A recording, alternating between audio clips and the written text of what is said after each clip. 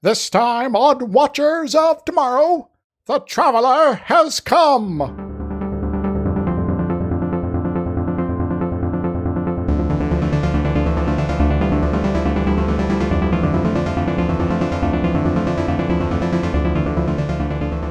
Hello everyone, welcome to Watchers of Tomorrow, the sci-fi review and critique show where time, space, and podcasts are not the separate things they all appear. I am Kip, and I'm joined as always by my friend and co-host, Dr. Isix. Hi! And this week we've got what is a very, very mixed episode.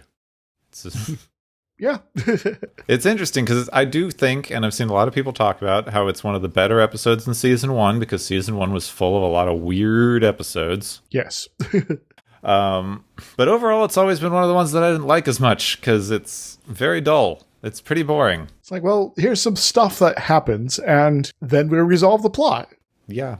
The Cool. plot kind of resolves itself. Yes. And a lot of it is about how special Wesley is as a special boy who's special. Yes. And did you know he's special? Yeah. All right, so this episode is called Where No One Has Gone Before, because we're getting inclusive by the time we hit Next Generation. Yes, we're not just men. We're also people who are not men. Yeah, we are ones. We are Yes, one. we are. We haven't introduced We the are Borg like yet, so. Totally one man, which also kind of fits with this episode. This one's a little weird, kind of story-wise, because this is actually based on a book that was written as one of the extended, original series stories. Huh. So it happens twice in the canon of Star Trek now? I don't know if it's canon. I guess it depends how canon the books are. They're questionable. This is based on the Star Trek novel called The Wounded Sky by Diane Dooney, which was published in 1983, where Kirk and the original Enterprise test an experimental propulsion system that bends space-time and creates instantaneous travel to somewhere, but it all goes wrong and they wind up in a bad place. Well, wait a minute, that happens in Discovery. I mean, a lot of this stuff happens before, I guess, so. Lots of stuff happens. Yes. It's just, mirror universe in that case. Anyway. So she's actually a pretty well-known sci-fi and fantasy writer. Made a young adult wizards series and several Star Trek novels, and did this script for TNG. I think this was her only TNG script, but it's just an adaptation of the novel, which, fine, worked out. Yeah, that works. Oh, she's also involved in the Flintstones. Yeah, this was also kind of co-written / script helped story revised by Michael Reeves, who also helped with did several young adult novels and some Star Wars books, and had some other screenwriting credits like Twilight Zone. Bop. Yeah, that. Yes. But it's kind of interesting because this one's one of the the whole thing is based around people who wrote books, so it's not as much TV writers. It's book writers who came in and did a story, which interestingly happens a lot in Star Trek stuff. Indeed. Though I guess in this case, it kind of ends up being reflected to a certain degree in how much the main cast kind of doesn't matter at all. Because, when you're sort of adapting a book, what would be the main cast was someone else entirely. When you sort of adapt it into this new show, you kind of have to sort of well, I guess you're taking this spot, and we're just kind of, they're here, I guess. Yeah, I know. The main crew is kind of sidelined in this. It's kind of a bit of a problem with the story generally. So yeah, someone wrote a book and then adapted the book, and it's kind of their original characters take center stage, and the crew reacts around them. I guess to a certain degree, this would perhaps reflect the reality that the crew is still working to mesh. They're not necessarily all friends yet, so they haven't become genre savvy about what's going to be going on here yet. Yeah. So they're like, well, I guess we just react. I think they have a lot of good crew moments with this. I think the general idea works pretty well. You've got two main problems that we'll get into, but is that they're centering it very much on Riker's interactions with the original characters.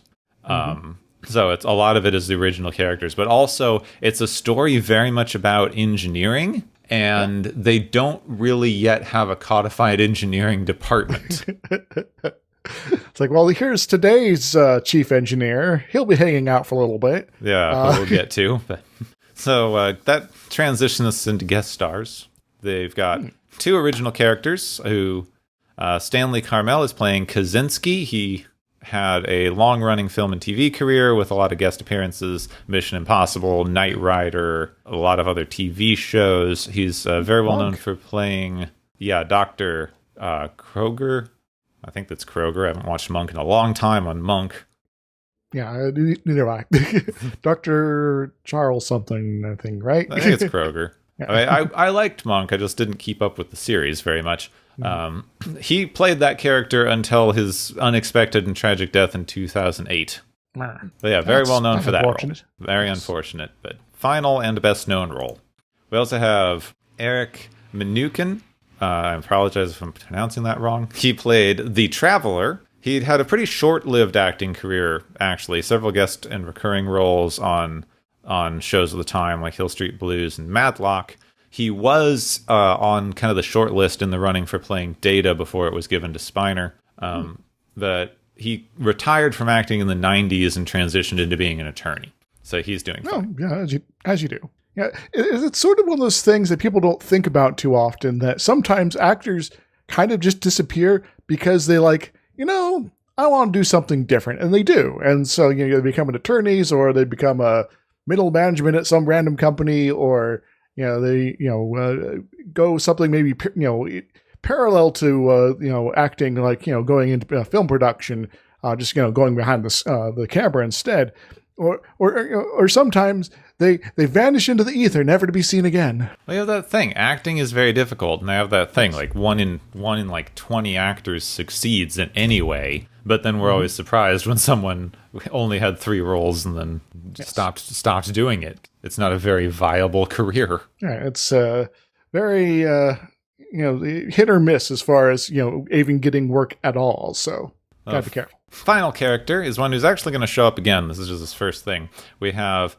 Biff Yeager, who plays Argyle, who is the chief engineer for the episode.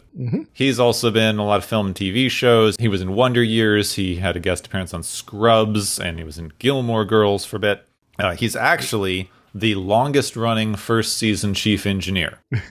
So I guess we'll be seeing him a few more times, right? You see him a couple more times. He also gets mentioned. There's at least one upcoming episode where they mention him, but he never appears on screen. Yes. So Argyle, you're the most successful first season Star Trek engineer that's not named Scotty, I guess. Yep. Well, Scotty was also a second and third season engineer. So. Yes. Yeah. Well, I'm not trying to poo-poo O'Brien. He was an engineer. He was the tech guy, which is different. And Lana Torres, well, she broke a guy's nose in the first season, and and so on and so forth. That's why she's the best engineer. Geordi never broke anyone's nose. That we saw, All right. We do have a few other little bit players around, but I couldn't find as much for them, and they show up for about 2 minutes of screen time apiece. So this is our guest cast.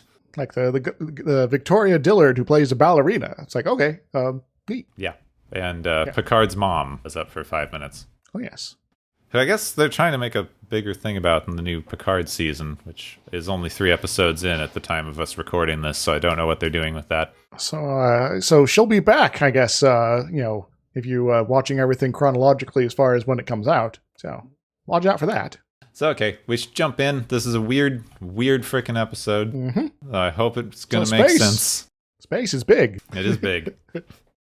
So the Enterprise is rendezvousing with the USS Fearless to take on Kaczynski, who's a Starfleet propulsion expert who wants to run an efficiency experiment on the Enterprise's warp drive.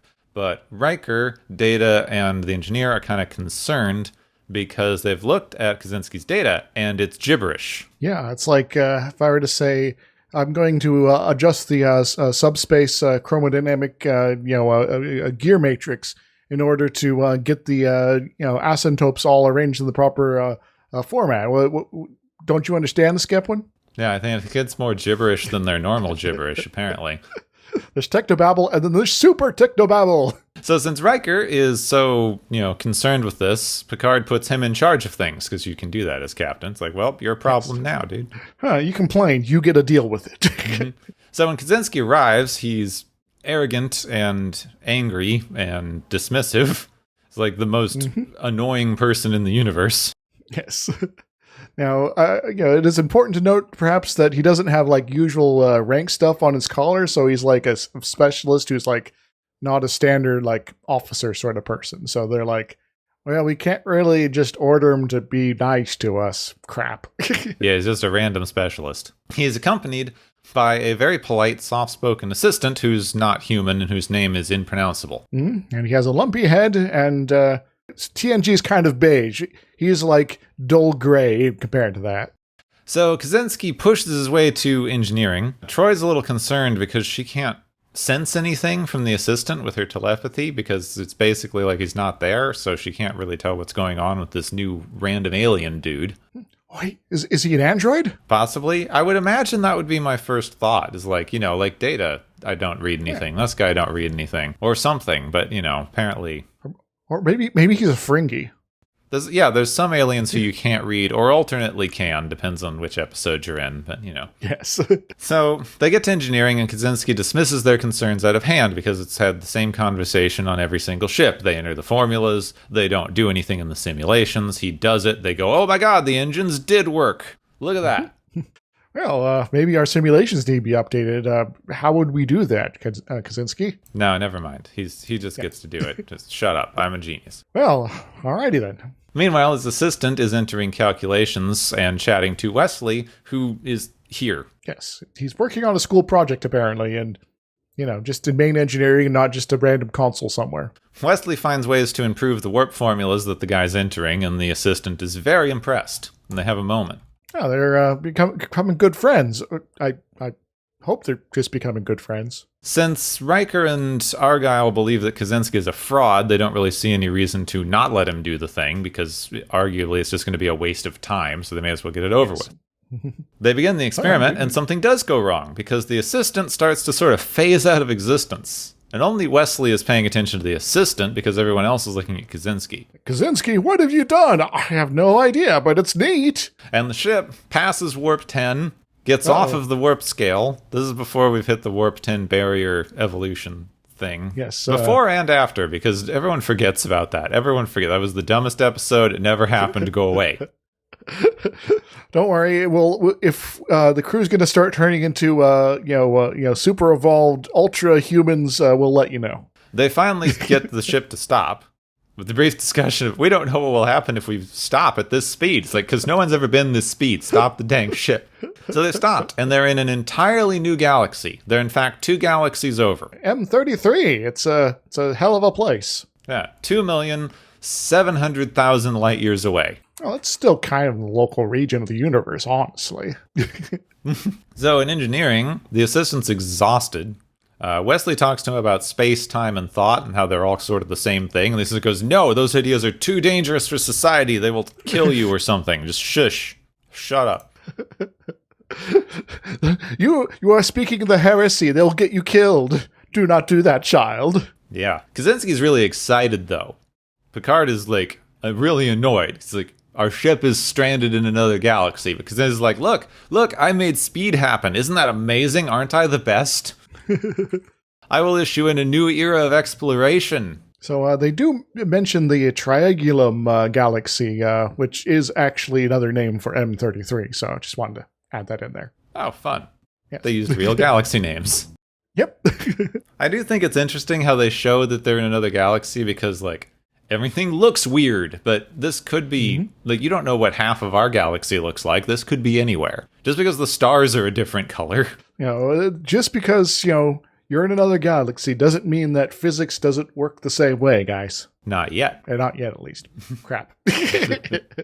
Despite the very tempting idea of actually exploring this completely unknown different part of space they've wound up in, they decide to try to get home, because if they can get home, then they can just repeat the thing and send an actual science ship. Oh, that's a pretty good idea. Wait a moment, aren't they an exploration vessel? They're a frontline exploration ship. They don't have dedicated science something or others, I guess. Oh yeah, because they're supposed to be able to shoot things too. Got it. Because they can shoot things, they have conference rooms. They're a general purpose vessel. So Kaczynski repeats his experiments exactly the way that he did before, but it doesn't actually work. Doesn't do nothing. Well, that's awkward. So the assistant does freak out a little bit and begins to phase again, and this does increase the ship's speed. Unfortunately, it goes even faster, and they wind up completely off the map, where like blue clouds and energy light thingies are just flying around. Yeah, so you go from our galaxy to a distant galaxy to this isn't really a galaxy anymore. This is maybe even space-time. Yeah, what is this? For all we know, the Enterprise is shrunk and is inside somebody's nose. We just don't know. That could be fun. That could be an interesting one. We've now transitioned into inner space. Yes. So this time, even Riker saw the assistant phase out, proving that Kaczynski is not doing anything. It's all the assistant dude. Also, Wesley did try to tell him before, and he went, shut up. Go away. Yes. And now he's like, well, darn, I should have listened. Riker, you need to become genre savvy. I know that only comes when you get the beard eventually, but, you could listen to Wesley every once in a while, I guess, right? Maybe. Maybe not. So Picard decides to head down to engineering, and on the bridge, after he leaves, weird stuff starts happening. Worf gets a targ, randomly pig thing appears. Yeah. Tasha gets a cat, and then has a really horrible flashback to her Mad Max colony. Oh dear. Are they going to mention the sort of gangs we got here? Yeah, they do. Yeah, they are. Oh. We're not gonna, but they do. That's awkward again. This is the only thing. Like, it's a really shitty thing to say about the first season. But I feel like the fact that they, spoilers, I guess, kill off Tasha later is good. Because they really had no clue what they were going to do with her character and backstory, and it was going to go somewhere bad. Yeah, it's unfortunate she's now gone from the show, but given what they were presenting so far, it just was going to be just end in tears. Yeah, I like her as a performer. I like what she does with the character. The stuff they were doing with her character and backstory was not going to be handled well in the 80s and 90s. It just wasn't. Yes. The only way that you would handle that well now is by not putting it in the first place, which is what most people do now. Yes. It's like, we're not going to have this sort of backstory because, well, it would be terrible. Yeah, let's not. It's just not. Right, so there's that. Picard leaves the turbolift and almost falls into open space. That's an interesting one. As you do, The outside of the turbolift does become a corridor again. He passes another crew member who's dancing around like a ballerina. There's another dude who's actually completely disconnected from anything else that's happening, who is playing a violin in a Baroque-style quartet. Complete with powdered wigs with random dudes there, yeah. Yeah. And it later shows that he was imagining it, because that's what we're getting to. Everyone's imagination things are becoming real. Gepwin, we're in imagination land. We are. Imagination. Rainbow gesture here. Yes. Anyway. This dude turns out he was just sitting alone in a random room. Like, I get that they're showing us the imagination stuff, but this guy doesn't interact with anyone else in the crew. At all, ever. At least the ballerina, Picard walks by, sees her dancing around, goes, "What are you doing?" "Oh, I was dancing. Hello, Captain." So in the hallway, Picard runs into his mother and asks her what's going on, but is interrupted by Riker before she can give him an answer.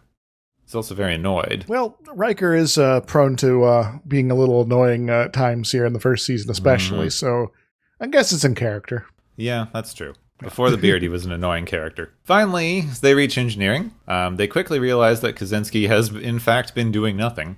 His assistant is now unconscious and is the only person who can get them back. Well, this is awkward.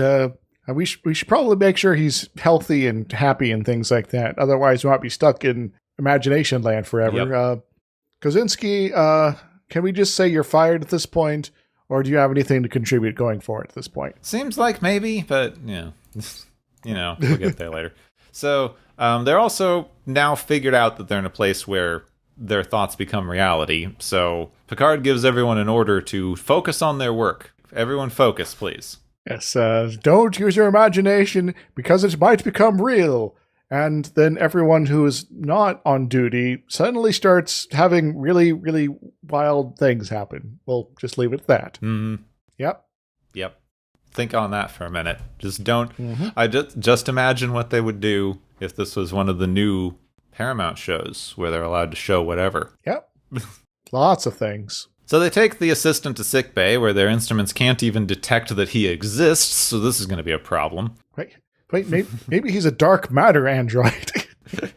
Picard orders him to be woken up, even though it could do more harm than good, but interestingly, and I guess plot conveniently, their stimulants still work fine on him, so great. Well, it's because, Crusher's like, it might kill him, but it should wake him up. So my imagination might kill him, or it might wake him up. So it does one of those two. So the assistant identifies himself as a traveler. He's a member of a species that just wanders about. He's not going anywhere. He's just sort of exploring their reality. And he has an understanding of propulsion and things that he uses to kind of trade for passage on ships. So in some ways, he's kind of an explorer like they are. Yeah. He has the ability, he and his other members of his cohort, not necessarily species, as we kind of find out later, the people he hangs out with. They have the power to focus thought around them, kind of like a lens, and then they can use that to do things that wouldn't normally be possible in our understanding of space-time. So, in other words, they are like the folks from Magus 2, except they could do that anywhere. Yeah, basically. Which is nice. That's fun. Yeah. Maybe the Mangus 2 people are this guy. There was a very wide variety of Mangus 2 people. True. All sorts of body types, species, magical hats, Yeah. Also, there's a thing that I like where Riker goes, well, if you guys have been around, why haven't we ever heard of you? He's like, well, up to now you've been too boring for us to bother with. Yeah. We're trying to keep low key here, so why would we make ourselves known to people that are not interesting? If you were interesting, we'd say hello.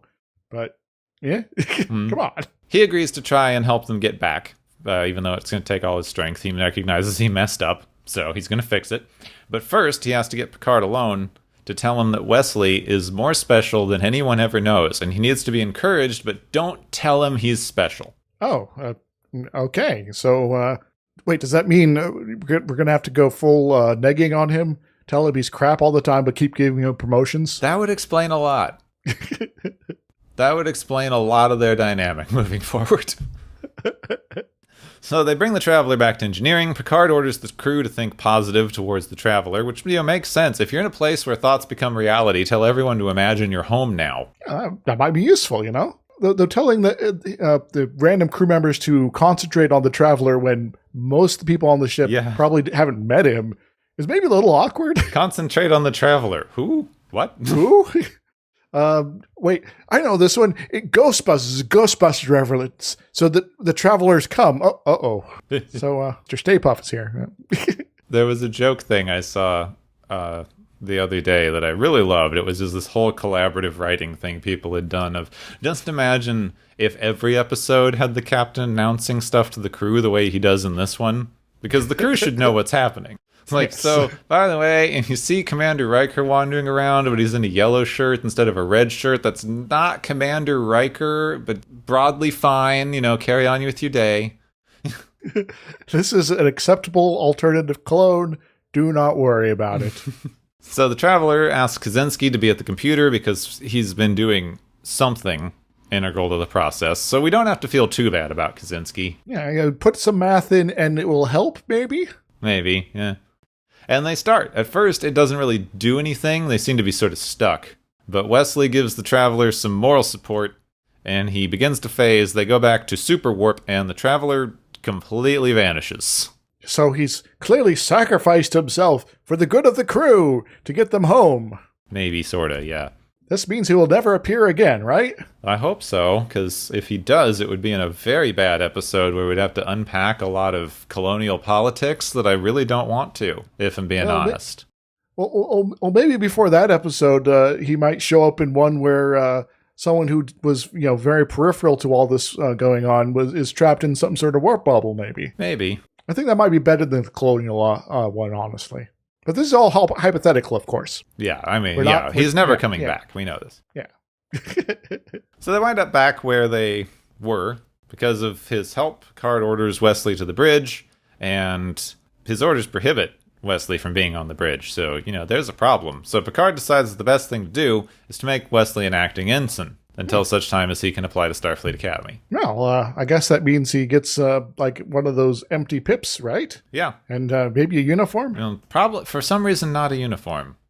I don't know why. I guess acting ensigns don't get a uniform. You've been conscripted, kid. You don't get a uniform, though, even though we can, create one out of nothing, basically. Unless that stripy shirt he keeps wearing is a uniform for acting ensigns that we heretofore have not seen. Because, how often do you see an acting ensign around? Well, maybe the stripy bit is to signify that he could be any sort of officer. Yeah, see, he's a rainbow officer. I am all the officers in potential. This also means that this is just pure nepotism, right? Because there are enlisted crew members. Starfleet is, as much as we focus on it, Starfleet is not all officers.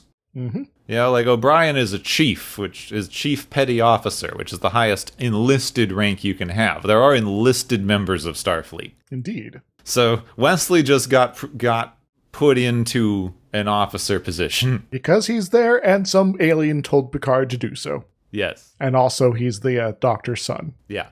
And it doesn't make a lot of sense, because one of the main things that differentiates like officers from enlisted people in our current modern American military is that you like go to college for it. You go to school to become an officer. But in this world, we've got like universal everything. Everyone has gone to school for things. So, I guess you skip Starfleet Academy, but we actually have no idea what the Starfleet enlistment process is like. Well, if we go with the most prominent enlisted character that we run into, Chief O'Brien again, it appears to be that you join Starfleet as enlisted.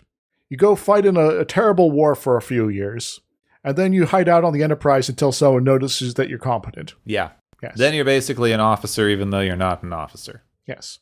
Everyone treats you as such, though Bashir can order you around sometimes. Yeah. Now even Wesley can order around Chief Petty Officer O'Brien, who's been in Starfleet for 20 frickin' years. Yeah. O'Brien. So I guess maybe this is the first episode where O'Brien truly suffers. Yeah. I think so, even though he doesn't exist yet, technically. This is the problem that you kept hitting in Vietnam. I know I'm on a wild tangent at this point, but this was the problem you kept hitting in Vietnam, is enlisted soldiers with years of experience would get this fresh academy ensign suddenly, or lieutenant suddenly shoved on them, and they'd have no idea what they were doing. Mm-hmm. It's like, well, I'm in Vietnam now. I have no idea what we're supposed to be doing other than what my superior officers tell me. And my enlisted people say that that's idiotic, and they'll get them all killed. Well, we'll see how this goes then.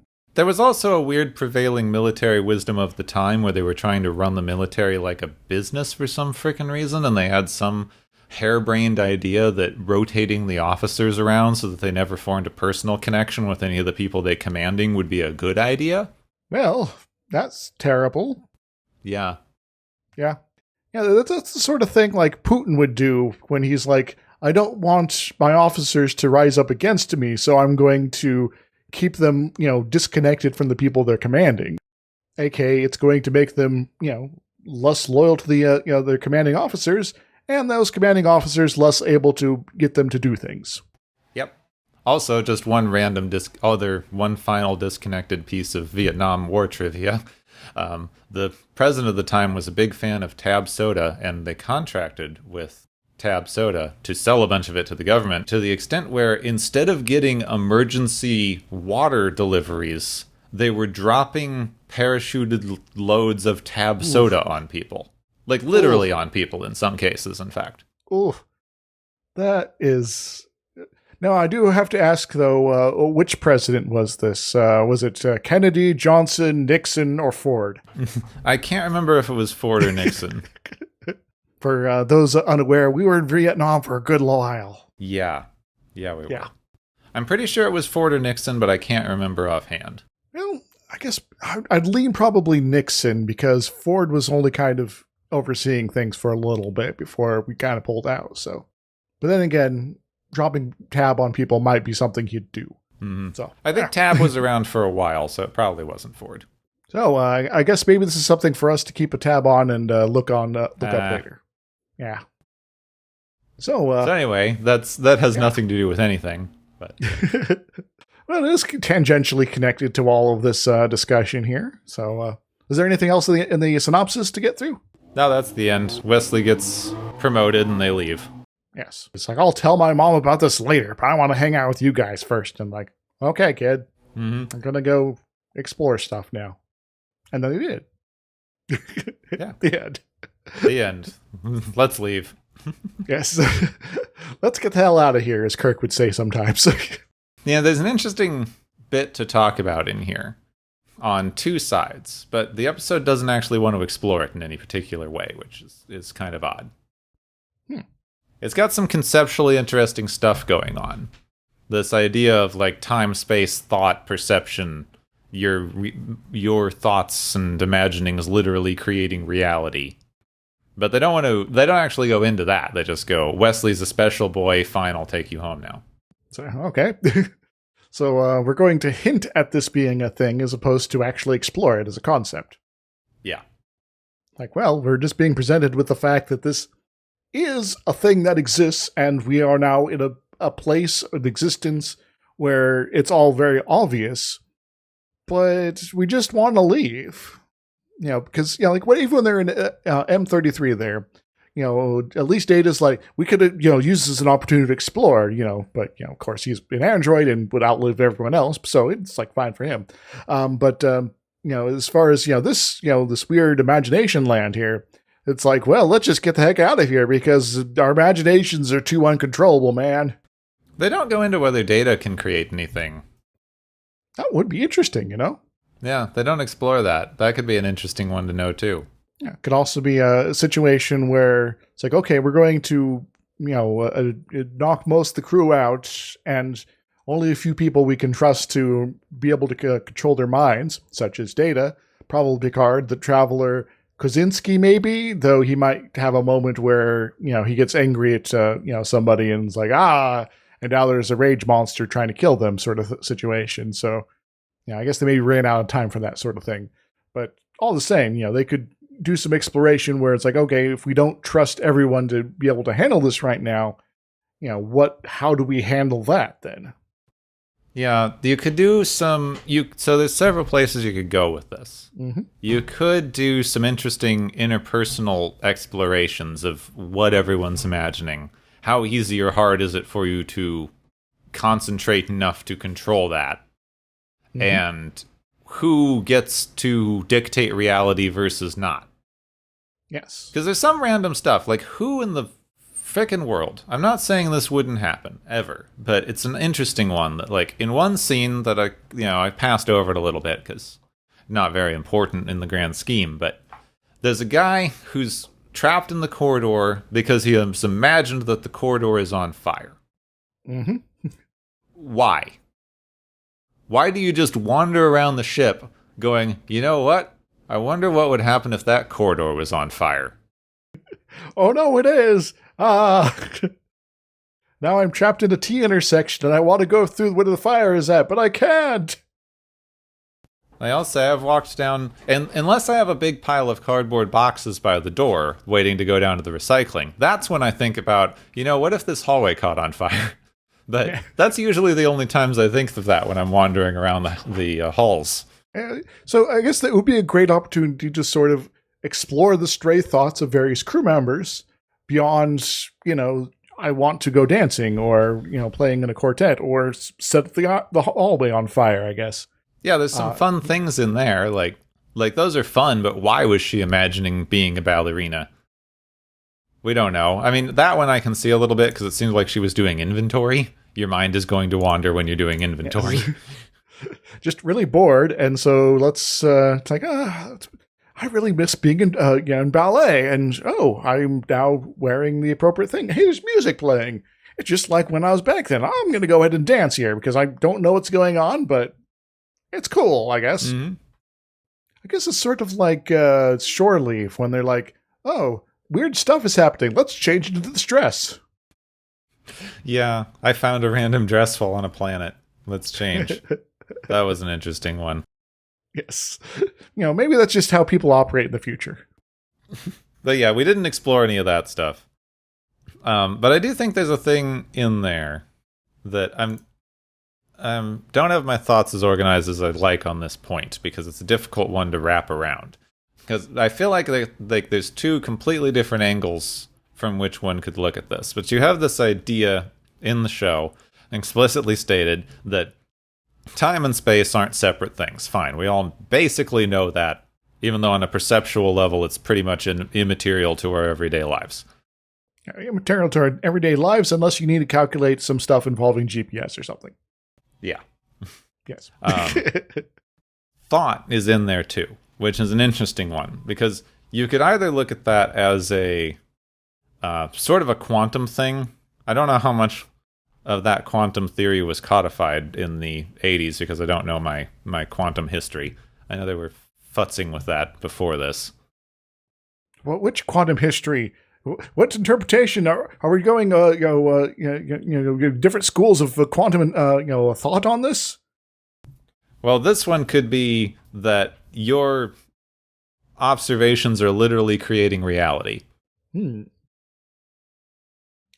I always forget the name of the guy that sort of claimed that to be true, but not only was that the only valid interpretation of quantum mechanics for him, but he was the only observer as well. Oh, that's interesting. Yeah. Which is be a problem because he's now dead. So, so if that's true, we're all a lot of trouble. So that at least makes some amount of conceptual sense, because in your calculations, of course, nothing existed in your calculations until you started observing it, because that's when you started observing it. So why would it exist in your calculations before that? Well, you would say that, well, I didn't know it would exist, so why would it exist? And therefore, you can jump to, it doesn't. I think the other thing that you can look at is one that was interesting, because they did kind of call it out a little bit, is an interesting amount of sort of self-centeredness that you get to with this idea. That you, personally, your thoughts create reality itself. But what created me then? Mm-hmm.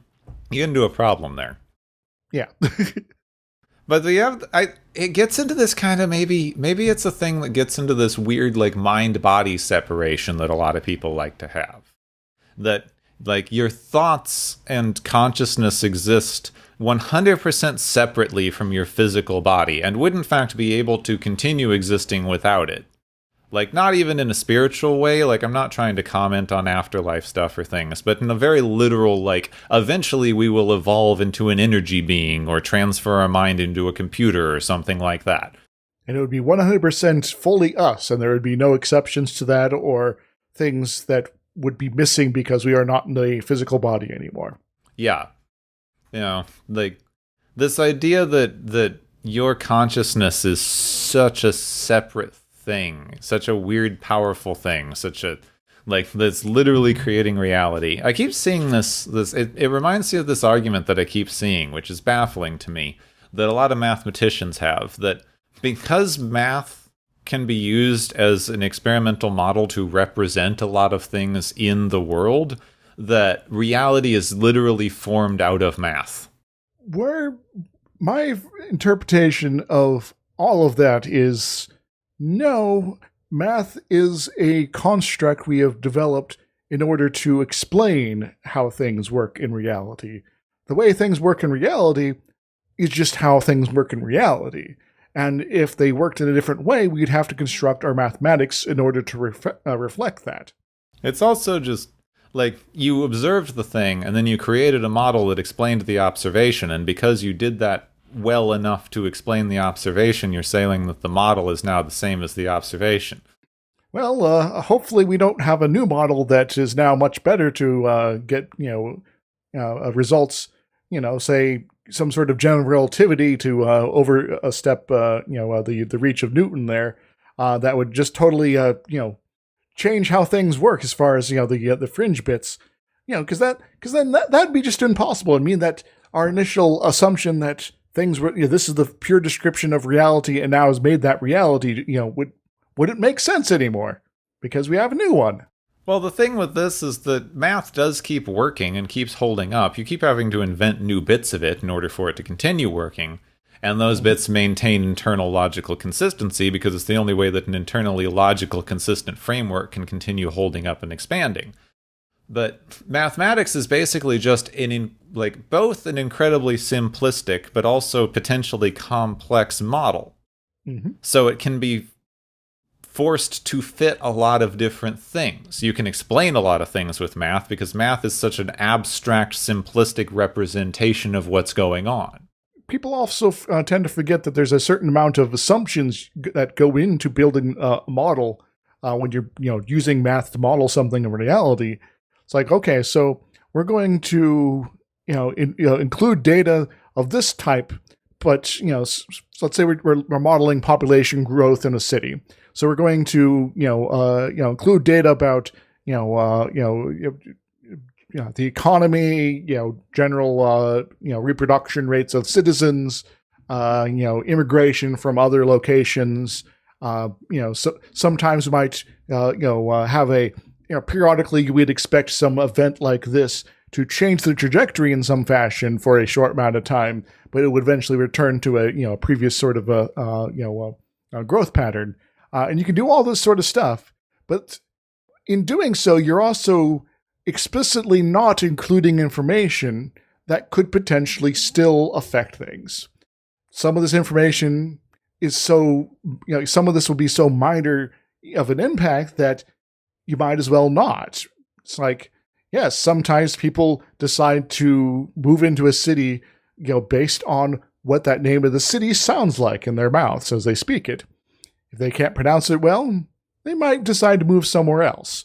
It's a ridiculous sort of thing to factor into your calculations, but it might be something that changes one or two people's minds, and that would result in your model not representing what you're trying to explain properly.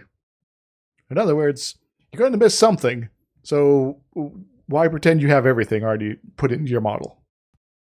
See, I think the thing that gets me is this idea that you could explain everything. Not even with a model, because your model's always going to be at least a bit limited. Like we were even saying, like I was even saying earlier. So like, you need to know that space and time are the same thing. Space-time is its own thing, according to relativistic physics, which is a model that keeps holding up the longer we use it. Maybe it'll get debunked by the time I put this episode out. Who knows? I'm working on a get one. I'll for sure have it solved by then. But you never know, because physics, we could discover something completely new in physics tomorrow that will completely unmake everything we thought we knew yesterday. And that's how this stuff works. It's science. Mm-hmm. It's fine. Yeah, we get new data. So remember those things we didn't include in our population growth models? What if we discover that one factor we didn't include was that there is a dimensional portal that is sucking people out of our city and depositing them on a distant planet? That would be something unexpected that we'd have no clue how to model because we didn't know this thing existed or could exist. But I think this idea that we keep hitting in things like, especially something like Star Trek or other kinds of science fiction that posit this like ascended energy being version of reality, which is not exactly what they're doing here, but it's very similar. Like, space, time, and thought are all the same thing. People want to ignore the not just time limited, not limited in the sense of we are all going to have a finite existence, etc., but just our perceptually limited, our understanding limited version of existing. Like, humans have a certain way of perceiving the world that doesn't show you everything. It just can't. And we've used technology to expand that to a certain degree, but even that is somewhat limited. And even the questions that we ask, the things that we think of making, the ways that we try to perceive the world are limited by our own understanding of what we possibly could. The fact that we have calculated and can use those calculations to model things, and those models continue to hold up, the fact that space and time are the same thing, just sort of mushed together in a weird way, that doesn't affect you. You fundamentally can't see that. And it's impossible for you to see that because you as an entity are interacting with space and time as different things. Yeah. I guess one can talk about the mathematical structures put together to help someone sort of see that, but even still, you're only seeing the I guess you're seeing part of the code, but not the process, as they say. And I feel like people are fundamentally uncomfortable with the idea that we just can't know stuff. I think that this is one of the places where we're getting with some of our modern sciencism. Because there's a lot of stuff that you just... Like, even with science, scientific models are a very good way to explain and test certain very specific things. But very, very bad for testing or explaining other things. But we want to try to apply science to all kinds of things where it shouldn't be. Like the way that we keep trying to explain how your mind works with science. So much of that is subjective reality, and you cannot explain something subjective scientifically because it's impossible to test. Indeed. If you are presenting something that is not testable, then it stops being science. And that's why I don't like string theory. And we wind up with these things. I was just pointed to this article, this broader study that was done talking about all these neuroscience studies. And I'm not saying that neuroscience itself is completely flawed. I think it's used to explain things in a very flawed way a lot of the time.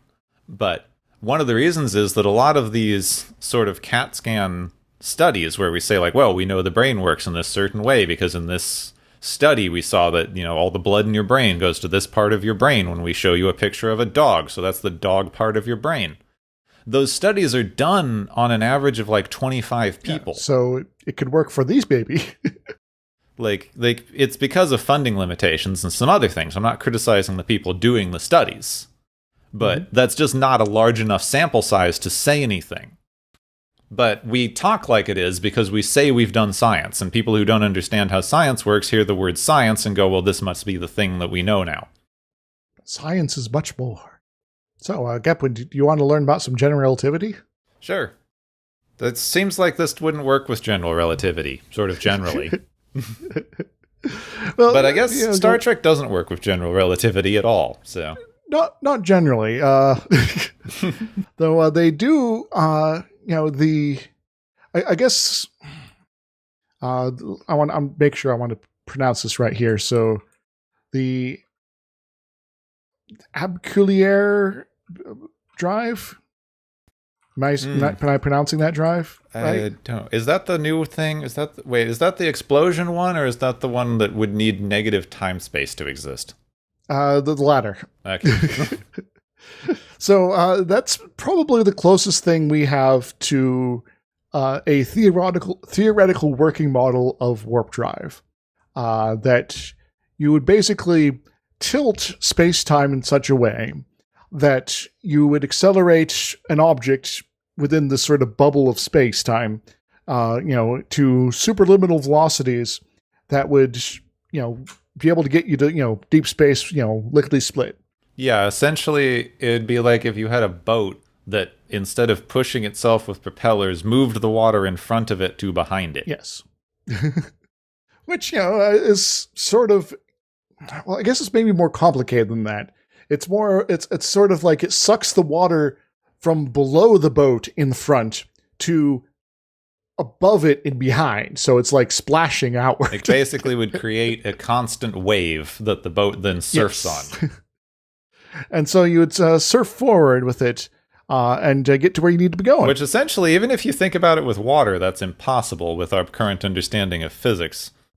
Yeah, so the trouble is, in order to create that full tilt in space-time, they usually are like, yes, we're going to have to find something that effectively gives us the ability to negatively spend space-time instead of, the inverse of normal matter. So instead of, a planet pulling you down, it's going to be a negative planet that pushes you away.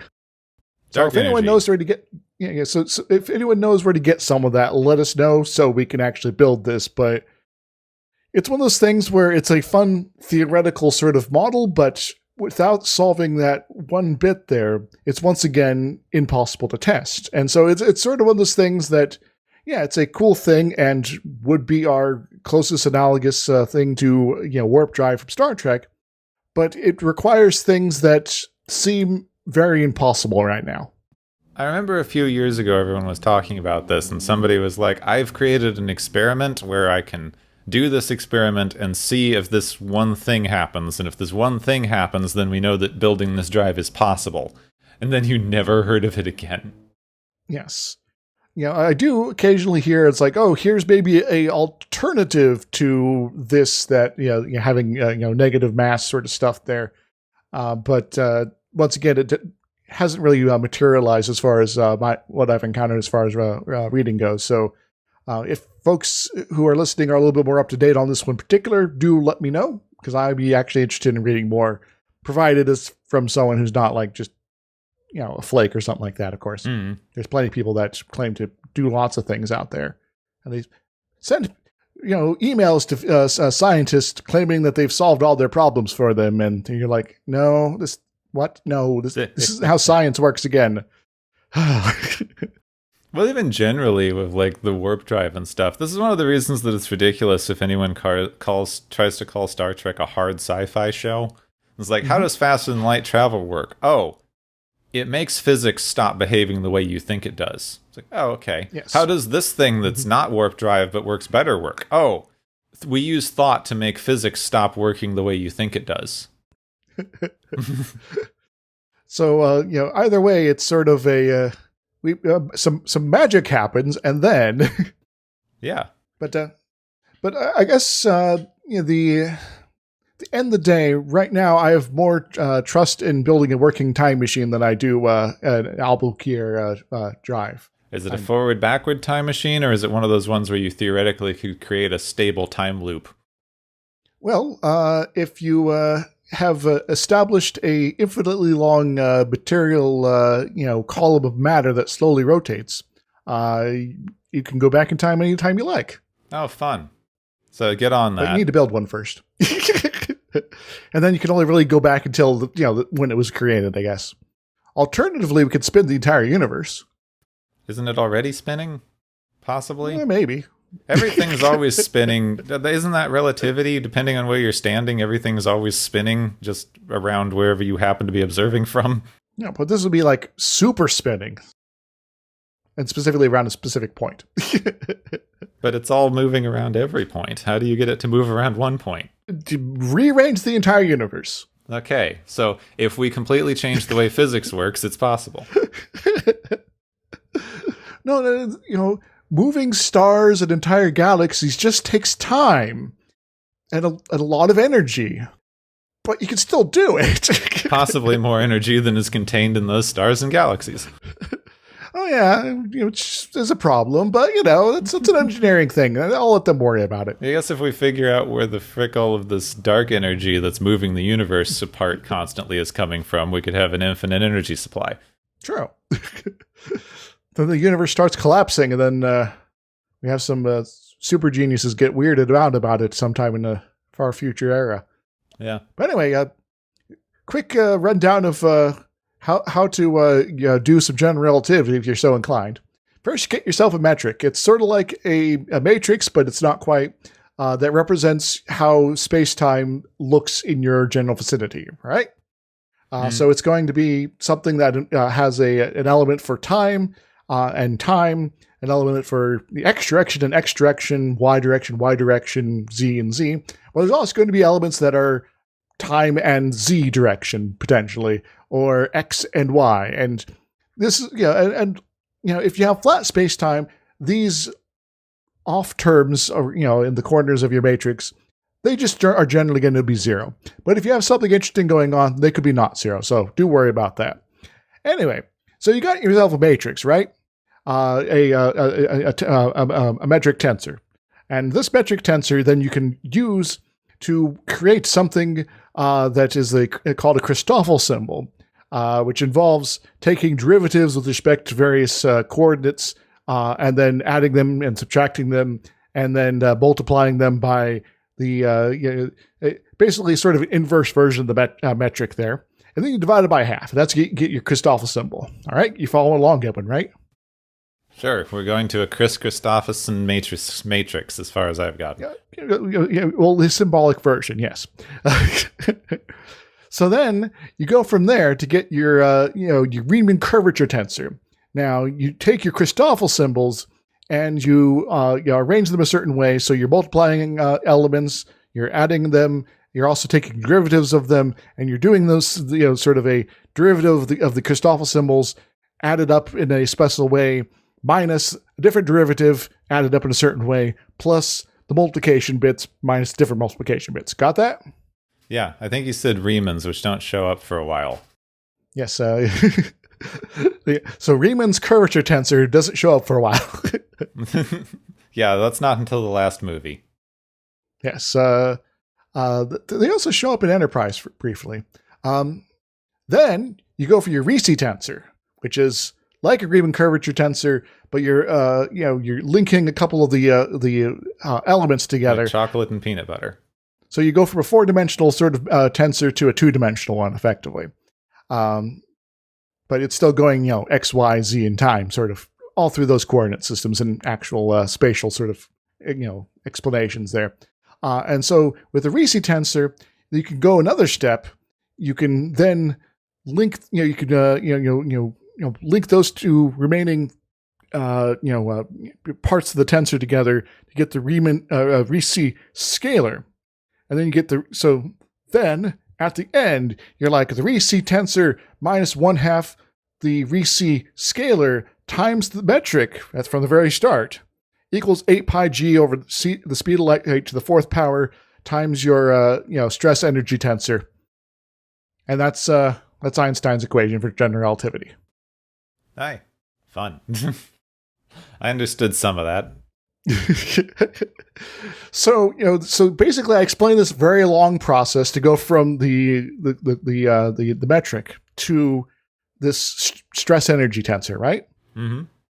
You do derivatives, you add and subtract things, you multiply here and there, and there's all these little bits that fiddle together, and it ends up with a stress energy tensor. You look at the stress energy tensor, and that's what you can actually see in the universe. So this is what, okay, there's planets, this will result in a stress energy tensor like this. We need to come up with a metric based on this. So how do we get back to the metric from the very start of that whole process? You do all of it backwards. Well, that would be nice to do, but how? Well, if I remember right, you took a couple of derivatives, so I'm going to say you do the integrals instead, because that's as far in math as I got. There's derivatives of derivatives, and they're also over various coordinates, and sometimes you're kind of dropping things off because they cancel out. Because, if you're adding and subtracting the same elements together, then weird stuff could happen. But those things are still important for determining the metric there, but they've now vanished from your final equation. Oh, no! I can't do derivatives of derivatives. I never finished diffie-q. So basically, it's a very complicated differential equation that is solvable in simple situations where you can kind of make some assumptions, once again, about how things are working. But if you start sort of diverging from that easy set of models, then it's just a mess, and you just have to sort of try to calculate it numerically instead. And then you don't really have a nice, fun equation at the end. It's like, all right, the tensor, the metric is looking like this, we think, but we're not quite sure. So that's annoying. So long story short, general relativity, as well understood and as solid of a theory as it is at this point, is still a pain in the ass to actually use for basically any big stuff. Fine. But people try. Well, if I remember right, if you want an easy way to think about general relativity, the only thing that I remember is once you accept that the speed of light is constant and can never, ever, ever change, and then you start thinking about what if you have something interacting with light that's moving at near light speeds, everything gets weird. Yep. Because the speed of light can't change, so everything around it must be changing. To a degree, yes. Though that's more special relativity. Oh, okay. Though general relativity does still matter as far as that, the speed of light being constant stuff. Because if you're sort of accelerating upward on a elevator through space, it feels the same as the elevator just sitting doing nothing on a planet. Yep. But light is curved either way. At least as far as you're observing it. So that's my long prattle about general relativity. Should I talk about the Virgo supercluster now? That's the one. Is that ours? No, it's a bit further off. Nah. It's like 30, 40 million light years. So it's beyond M33 here. But it's a good sort of well-known thing to sort of talk about as far as, so they are very far from home in this episode. Yes. But they're not as far as they could be. So I know this on the thing. Is this still in our own galactic cluster? Well, there's our local group, and it's not super clustery, really, but it is sort of doing its own thing. The Virgo cluster is a bit bigger, and it's kind of off, a bit. This one I know, that for whatever reason, galaxies lumped together into sort of local clustery groups. Those are even further away from each other than galaxies are, and it would basically be impossible with anything that we understand to be able to travel between those. Indeed. And so the Virgo cluster is tens of millions of light years away, and this is much further than the M33 that was presented in this episode. But even that is like, around a thousandth of the size of the observable universe away from us. Yep. Yeah. So just to sort of give our listeners a little bit of a whoa moment. The universe, as I said before, is really big, really big. Space is big. And as far off as going to the Delta Quadrant or M33 or even a billion light years away in this thought dimension place, the universe is even bigger than that. So just remember that when you're feeling that you're not good enough or anything like that, and the world's big and scary. It's like, no, the planet Earth's actually quite small. Yeah, we're all small. You may think it's here. a long way down the street to the chemist. That's just peanuts to space. Exactly. I was also going to talk about ranges of speeds here, but I think I'm running out of time of being a science geek here. I do think it's an interesting one. We keep talking about, what if we could explore other galaxies and all this fancy stuff. Even something like Star Trek, which has invented like future technology that allows us to do interstellar travel, admits that it would be thousands and thousands of generations before we'd even explored a good tenth of our own galaxy. Indeed. I think this episode's like, we've only explored like 11% after centuries now, so... Yeah, it's kind of like that. It's like how everyone it keeps talking about how interesting and fun space exploration is, and I think it's like, I like imagining the stuff as much as anyone, but we've still barely explored 30% of our own dang planet. Mm-hmm. So, I guess there's plenty of frontiers to reach for our folks, so if you want to explore, and you can. That's not even, that's the ocean thing. Everyone knows the ocean thing. But there are frickin' animals that live on these high-up cliff things in the middle of South America that no one's seen. They keep discovering new stuff down there because it's just so hard to hike to some of these places. Like, no one, never let anyone tell you that we've explored everything on Earth, because we haven't. Exactly. So, if you want to go to space or not, there's things to explore. If you don't want to go to space, just get on a bit of a trail off into the mountains, and you'll find something. Or go under the sea. I'll tell you, exploring those things does not pay well. That's the problem. Yes. You can become a bird scientist and go to any of these weird little places in South America, but you're not getting funding for it. Well, maybe we should change our priorities as a society. I know. If we spent as much on that as we did on making any of these Elon Musk rockets, we'd know a lot more about our local species. Hey, Elon Musk, get your head out of your backside and, help actual stuff here. What would happen if he tried to do that? He'd probably just try to build a tunnel to the top of the mountain to study birds. That'd be so weird. Okay, find someone who knows what they're doing and have them do good stuff. Oh, that's going to get us in trouble. Oof. I know, let's tax him. Yeah, that would work. We've looped back around. I have no idea why everyone thinks it's so surprising that people who have watched Star Trek their entire lives and are giant fans of it happen to be socialists, but for some reason this keeps shocking people. Surprise! Well, I am going to do one more statistic, though. Mm-hmm. Right? So the 7 tera-electron volt protons in Large Hadron Collider, they travel close to the speed of light. In fact, they're just about 2 meters per second below the speed of light. So you could outrun the difference in velocities there. Nice.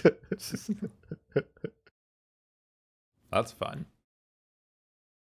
Okay, this is my random contribution, which is not much of anything, but you said matrices a lot, which reminded me of the one joke that I can only tell other math people, and we'll see if anyone who listens to this episode actually gets it.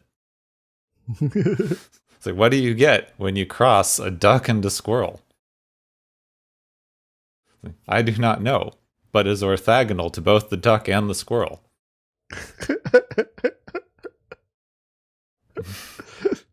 That is true.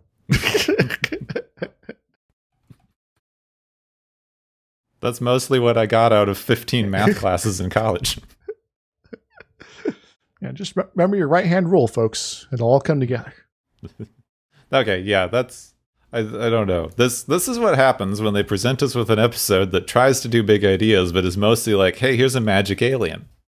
Yeah. It's like, okay, we can kind of touch on some big ideas, I guess. But what now? Yeah, it's fun. It's not a bad episode, and it's presenting some interesting stuff, but most of the episode is, look, a magic alien. Yes. Well, that's cool. Want to be silly and do a game show bit? Yeah, we could do that, and I think it's the thing that we call the Galaxy's favorite game show! Woo!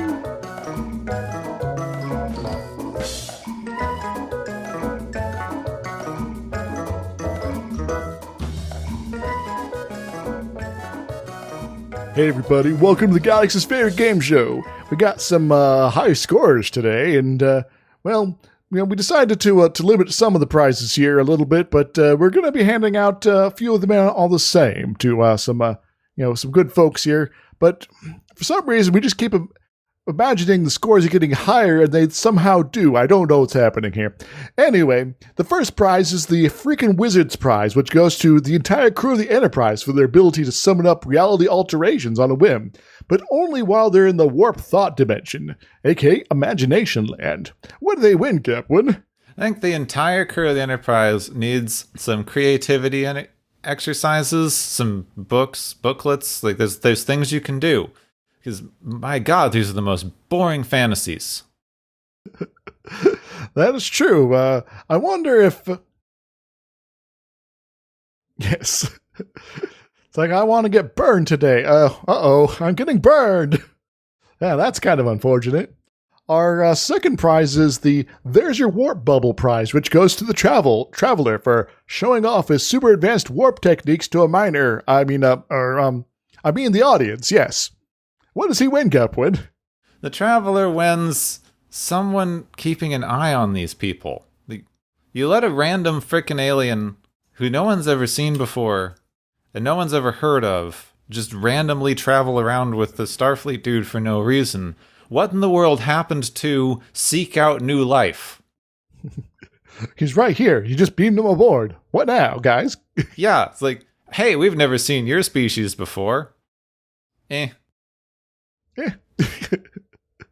Our third prize is the Tragedy of Errors prize, which goes to Krasinski for stumbling his way to success through the unknowing use of an alien Uberbing. What does he win, Gapwin? He wins that in a few hundred years, when everyone's kind of forgotten about all of this, they're going to write a addition to one of these dumb kids' book that is everything was invented by accident. And he's going to be in there as accidentally, finding an alien who invented super warp drive. It's just right next to the weird apocryphal thing about somebody firing pizza dough out of a cannon and making spaghetti. Yeah, that's going to be an awkward read there for those future children. Hopefully they get beyond it and find some actual history books to enjoy. But yeah, that's all I got here for today. Let's take us out of here before these scores go any higher. Yeah, I imagine that we're done. So thank you for joining us on the Galaxy's favorite game show. Woo!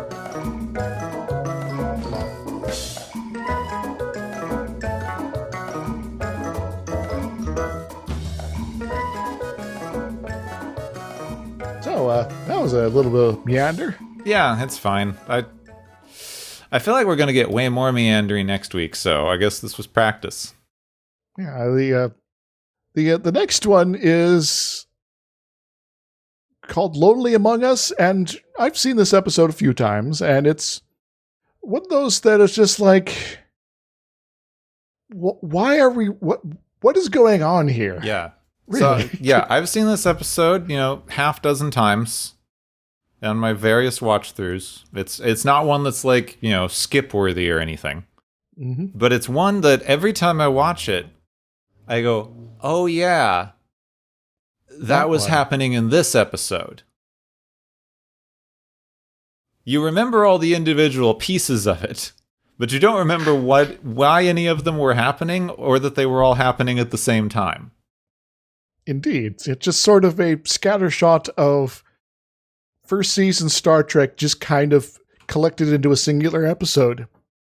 We got a weird plot, we got some aliens, we got some interactions going on here, war falls down, all that sort of stuff. Yeah.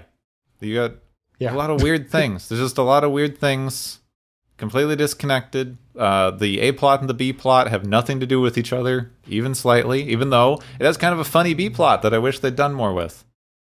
Yes. I think Lower Decks might reference the folks involved in the B plot at some point, but we can talk about that later. I think they might. The only notable thing about this is that this is going to be the first appearance of one of the great Star Trek guest stars. Who? We'll just have to tune in next week to find out on Watches of Tomorrow. Done.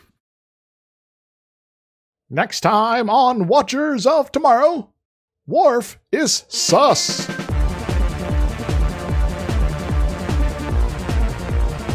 You have been listening to Watchers of Tomorrow, a podcast on science fiction media.